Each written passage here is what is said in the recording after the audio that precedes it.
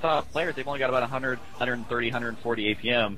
And so for those of you who don't know, APM is just actions per minute. So every time you tell a unit to attack, or you build a unit, or you click on a unit, that all counts as APM. So I'm really excited that they implemented that. They didn't listen to all the whiners, because sometimes Blizzard won't listen to people when they're whining. I mean, it'll be like something that's actually should be changed. It's a legitimate concern.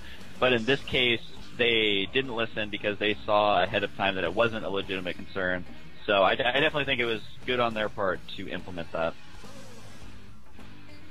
All right. In terms of just actual multitasking involved, I would have to say that with the removal of MBS and automine, it's definitely been lowered, where you don't have to look back at your base every 30 seconds and tell your worker to go to work, or click every individual building. Like, for example, as a Zerg player, I just hotkey all my hatcheries to number 5. And so when I'm playing, after every action I do, I just do 5SH or 5SZ, 5SR, 5SH, 5SM, whatever I need to build. Before in Brood War, I have to actually click on every single individual hatchery and do that.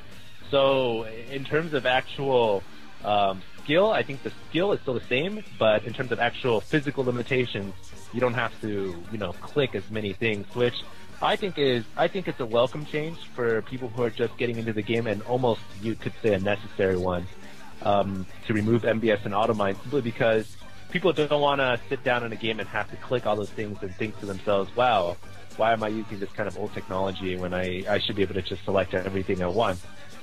With that in mind, it's definitely opened up the doors to being able to do different things and paying attention to different things during the game. And I think that in terms of APM, it's just been steadily on the rise. And Husky's right. It started most players around 100, 120, but it's steadily been growing as players have found new things to do. On average, most good players around 150, 160 right now, and it's steadily been going up, which is a good thing as new things are being discovered. And there's still macro mechanics in the game that have been added in. For example, the queen spawning larva. You have to make sure you go and do that every single time that the energy is ready to go, or the cooldown is ready. And if you miss it, then you're basically losing efficiency. Same with the Protoss.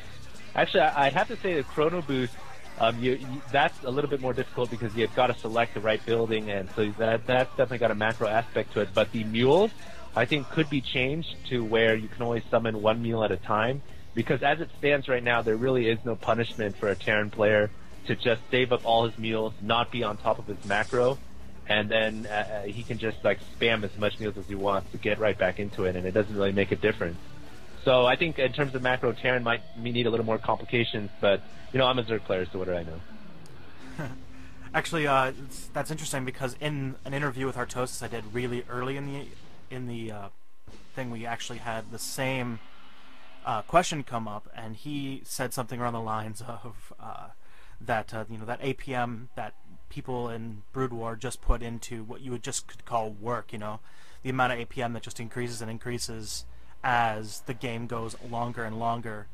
As you're still making drones, you're still all that multiple building, all that selection and things like that, actually could actually be make the late game for StarCraft 2 a little more interesting and a little more intense, because that means that even when a late game is going, you're not doing the ridiculous amount of back-end work that is really indicative of a late game battle in Brood War. Yeah, exactly. So that's what I like about it is even when you're macroing hardcore, you still need to be worrying about map control, worrying about attacks, and all that stuff. So he makes a very valid point there, because sometimes in StarCraft 1, if it gets to the very late game, I mean, you have 8 bases you have to go to, so you're spending probably 90% of your time messing with your base, not with your army. And now it's probably kind of the reverse, where macroing's really easy. You just go to your new Nexus once, tell it to automine, and then just hotkey them all and make probes.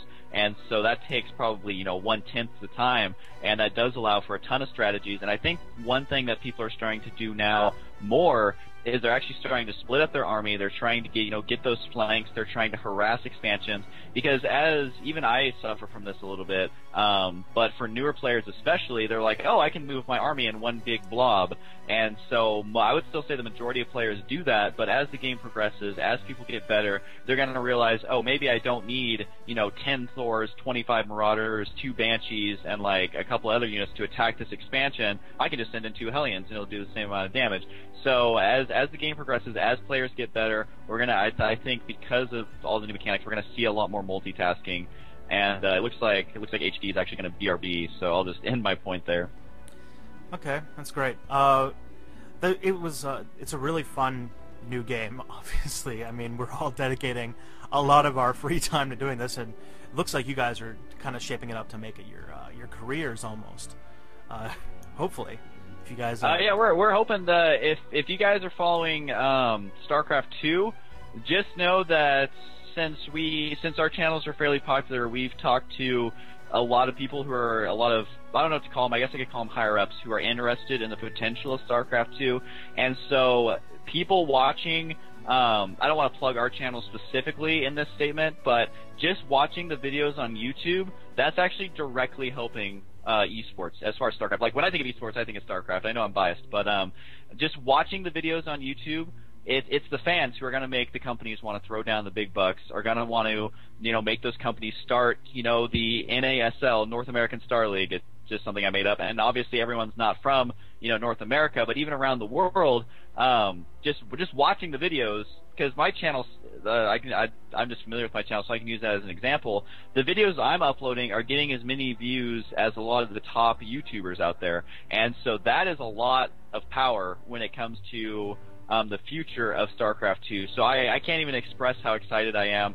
I can't give too many details, but I will say that there's a lot of cool stuff in the future for StarCraft 2. If you guys think the HDH is cool, then it's just the beginning. It's the tip of the iceberg, and the Titanic hasn't even arrived yet to crash and make an awesome scene. I guess that's not awesome, but it's going to be epic, and yeah, it's going to be sweet. So definitely stay tuned to our channels, but there's also other channels out there, and just watching those videos directly supports esports, shows those companies, hey man, people want StarCraft 2, you guys should give us some money. So hopefully StarCraft 2 does draw that huge audience.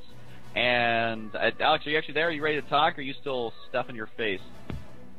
I'm back now. Okay. Sorry, what was the question? We were just talking about, I don't know, what was the question? I was kind of rambling on there. I basically said that you're talking about how you guys were kind of trying to turn this, or you guys were kind of turning this into your careers almost. And so I was just saying that, yeah, we're hoping that StarCraft 2 is definitely popular enough to make that happen. So I definitely have high hopes for it. I think there's a lot of stuff in the future that even I don't know the details about, but it's going to be super, super epic. At least, I don't know about inside Korea, but outside of Korea, StarCraft 2, I can speak for America because I'm American. I don't know about other countries. But I think that StarCraft 2 is going to be way bigger than StarCraft 1 ever was outside of Korea. At least in America, I know that it's going to be huge. Oh yeah, totally. I agree. I think I think StarCraft 2 is definitely going to have the potential to be something big, and it probably will grow into something humongous. And so, yeah, we're excited to be on the forefront of that, kind of hopefully leading the charge into esports to the West. And as far as the career, I mean, that would be awesome. We'd absolutely love to do that. We'll just have to see where the future takes us. Hey, actually, you guys running the first big tournament, the first sponsored tournament that I could find, at least the first large. You guys have had the largest prize pool tournament, at least that has existed yet, and that's got to show that that there already is an upswing in interest in these tournaments, and that means I think you guys are doing a lot for esports. Just the two of you guys have done a ton for the sport, and I think that if you guys can keep it up and keep getting bigger, which you guys seem to be doing, that might be you guys might be a good contributor to breaking the camel's back and finally getting this little thing that we've all become fixated with and actually making it mainstream. I'll just say that, yeah, we're hoping that we can definitely propel it forward. Our HDH tournament is pretty sweet, and this is, I mean, I already said this, but it is the tip of the iceberg. And people, this was kind of the first one out there. Our sponsor, IRIP, kind of, you know, he made a gamble. It's a new game. They don't know how popular it's going to be. Sure, there's a bunch of hype, but, you know, there's a lot of hype for a lot of stuff, and they don't quite deliver. So for IRIP to come out here, throw down those big bucks, and really, one thing I got to mention is they make applications for Macintosh computers. When they came to us for this tournament, the Macintosh beta hadn't even started yet. So for them to make that big of a gamble, throw down the money before anyone else, and they love StarCraft, but they can't even play it because their focus is on Macintosh computers. And so, bless their hearts, having to wait, you know, an extra month or whatever to actually play StarCraft 2, but still willing to be part of the community. I think that this one sponsorship is going to open up a lot of doors. Like, other companies are going to look at this and be like, holy smokes, man, they had a round of 16 invitational, and so that's around 50 games total, considering we have finals best of 7 and third place match best of 5, as well as the semifinals best of 5. We're casting every single game and uploading every single video, and also some